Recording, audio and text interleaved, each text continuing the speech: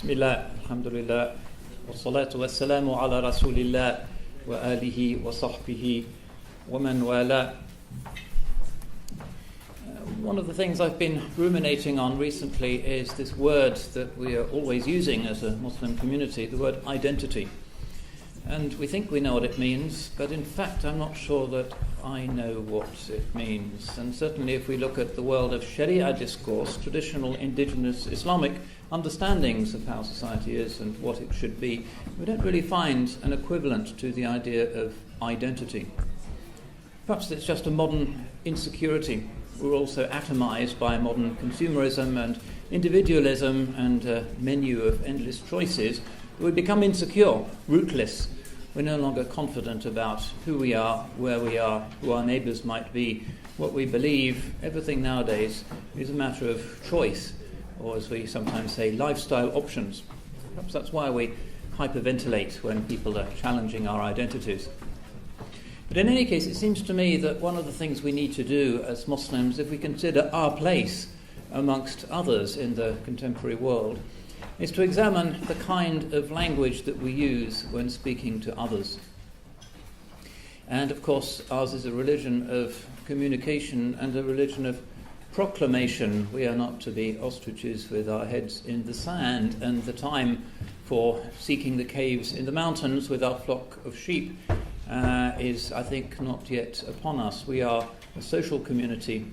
Ad-dinu mu'amala, religion is engagement with others.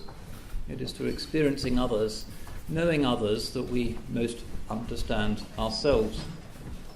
But how are we to understand others if the modern language, the buzzwords, are words that are not indigenous to our own community?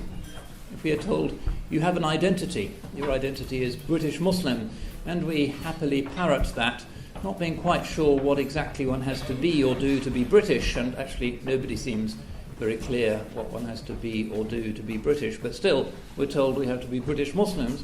And then Muslim itself is such a grab bag for different ways of being that one isn't quite sure what that means either, particularly nowadays. But still, this is the term that we are having imposed upon ourselves, and I accept it myself with these misgivings.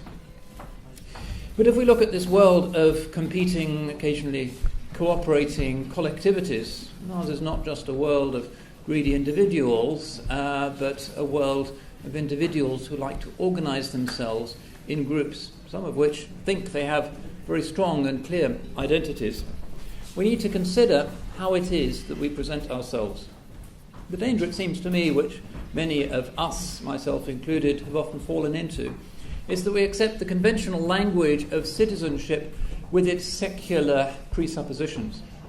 That is to say, that the way in which this country has historically dealt with diversity, if you exclude early 19th century ideas when, indeed, religious identity was hugely important, things like Catholic emancipation and the increasing toleration of free churches, but in living memory, basically communities' identities has been defined by the race relations industry, and in recent years also by forms of identity rooted in people's sense of their own sexuality.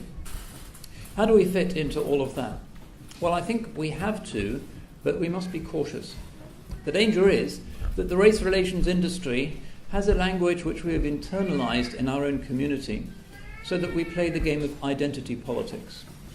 That the basic sense of ourselves, the core of ourselves, is that we are historically underestimated, put upon, aggrieved, and we need to get our own back in order to claim our place in the sun.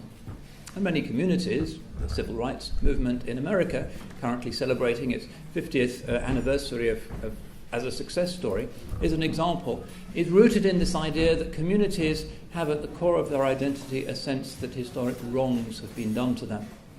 I think that's a dangerous basis for a religious community. And I don't find it in the Quran and in the Sunnah. In the Quran and the Sunnah, we do not have an atmosphere of grievance and of complaint. Instead, what we have is something that certainly the race relations industry and the normal discourse of secular Britain can make no sense of, which is tawakkul, the principle of tawakkul. If we have that principle of reliance on Allah subhanahu wa ta'ala, then we will not worry. We will not fret. Others can, it seems, gang up on us, but we can sleep easily at night.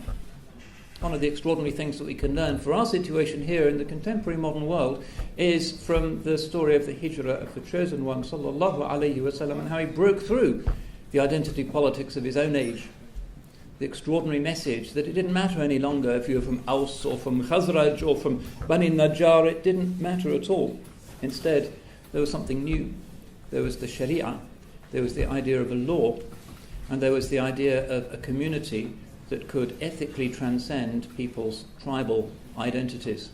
The old tribal way had been based on tha'a, vendetta, tit for tat, an outraged pride if the honour of one's tribe was insulted. Sometimes we can still be like that. The Jahiliyyah has not yet departed from us.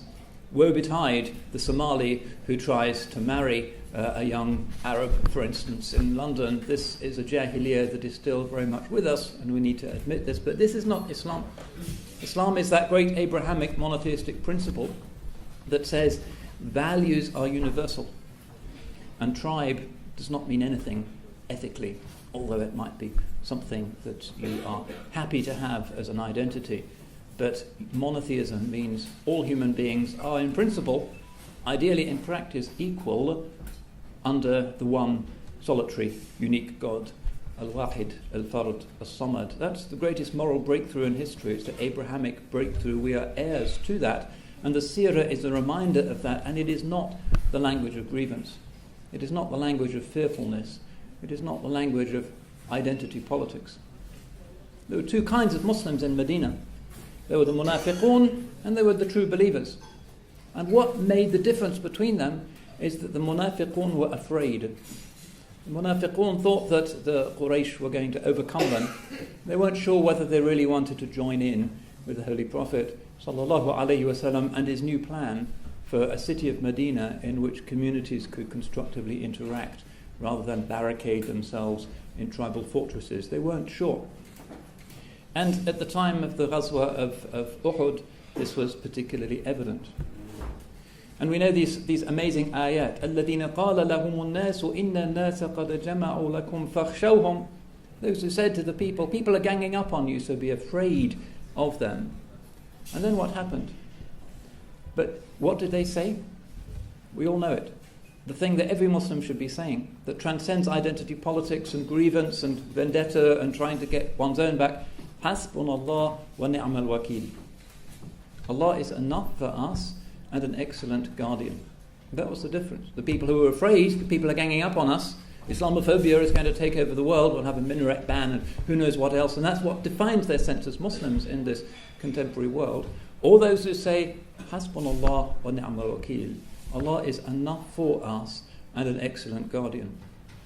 My suspicion is that as England continues to secularize, as it probably will, ironically, the principle that will most benefit us and that will be most respected is not the panicky identity politics, the siege mentality, which some of our leaders and preachers are unfortunately prone to, but instead this beautiful prophetic alternative that fears Allah alone and is not afraid of the ahzab, and that says, Hasbunallah wa ni'mal wakil. Allah is enough for us and an excellent guardian and protector.